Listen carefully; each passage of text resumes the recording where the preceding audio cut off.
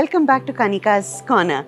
Today I'm going to talk about a physical trait that took up a lot of space in my life. Most of it was unnecessary, but it did anyway, and that's my hair. I've spoken about my hair in previous videos, but I've had a few people who reached out to me saying, how did I deal with my journey and my hair loss? And this is why today there is a separate video coming up. I was born without a lot of hair, but by the time I was 6 months, I had a head full of hair, and through my childhood, I had really nice, thick hair, black, and it looked really nice. I started my periods young. I was only 9.5 years when they started, and that, along with the fact that I have polycystic ovaries, was what contributed to the journey of my hair. A turning point in my hairy tales came about when I decided to grow my hair long. I was about 11, 12 and I wanted long hair. I'd always had a short crop which worked well, but suddenly I said, hey, I was into Kathak, I was always the boy in performances, so I wanted to be the girl at some point, and you could only be the girl if you had long hair and you could wear an attachment. That was my motivation for growing my hair. And my mother turned around and said, it's not a very good idea. Family genetics have given us beautiful thin hair, not great quality or quantity. And you have polycystic ovaries, which means that there is an additional level of having poor hair. But I was quite stubborn and I said, no, I want to grow my hair. I grew it for only 3 years, but long-term damage had been done. So my hair started to thin out the longer it grew. It wasn't very evident at that point, but to my family members, they noticed the changes and they started giving me a whole list of home remedies to try out. And I was only 15 at that point.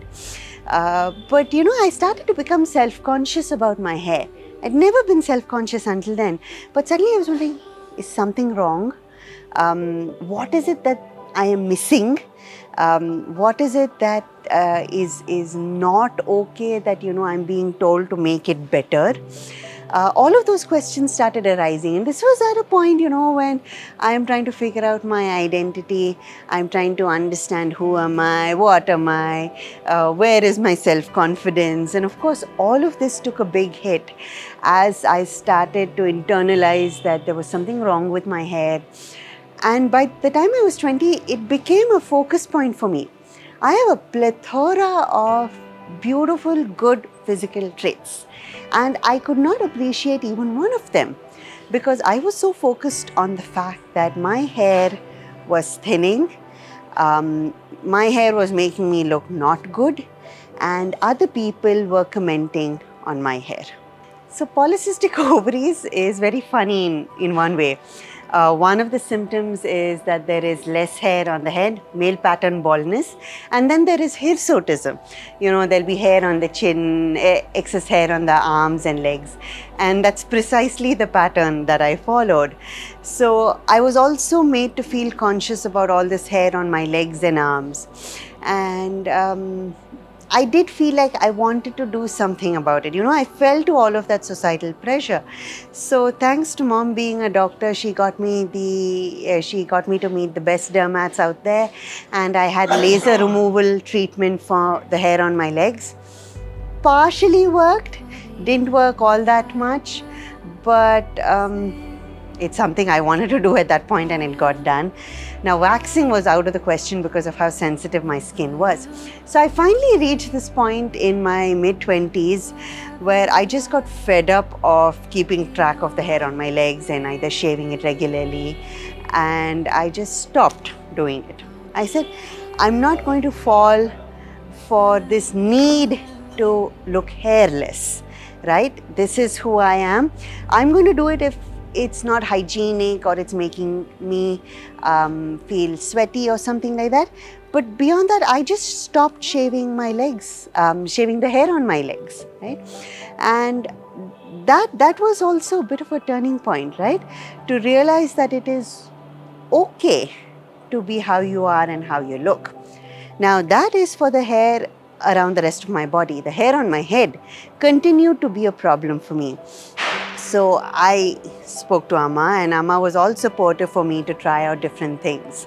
And remember that, this was the mother that I had gone against when I wanted to grow my hair long. But she, at this point, was like, okay, what can we try? Went out to her medical colleagues. We had tried all the home remedies to no avail. So she found out from dermatologists, and we tried different things with them. And after 4 years of all of that, and it not working, someone suggested serum treatments from a dermatologist in Pune. And we went all the way to Pune. I would go once in 2 months for the serum treatment. I went regularly for I think nearly a year. And when that still didn't work, they suggested a hair transplant. Absolutely the final thing to do with regarding anything to do with hair treatment. We talked about it, we thought about it. We said, let's do it. I was that uncomfortable with my lack of hair that I was willing to go through a transplant process. And folks, it's painful. It's really painful because they take hair from the strip, one strip from the back of your head. They individually pluck out each follicle and then put it into the places where you don't see as much hair.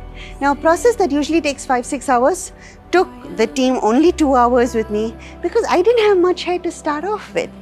And less than 3 months after the transplant, all the new follicles started to fall out. They didn't even settle in, they didn't even grow. All I'm left with after the hair transplant is the scar on the back of my head that, when I have a close crop haircut, you can see the scar. And I have people asking me, did you break your head? Because it really looks like it was broken in two and then stitched back together. So after all of these various treatments, all of these various trials, and the fact that I've landed up with a scar on my head that is not going to fade out at any point, I finally reached this point of accepting my hair, of saying, this is my hair. I have tried everything. I have satisfied myself that there is absolutely nothing that can be done for my hair.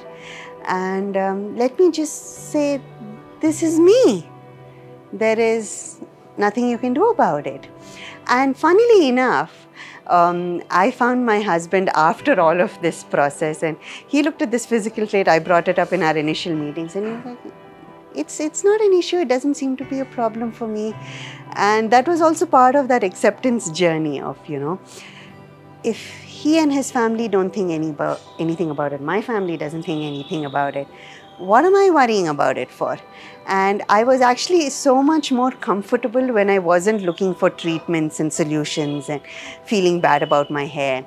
And I just realized keeping a nice short haircut made me feel good about it, and I didn't like it, that one strand waving around in the wind and all of those things.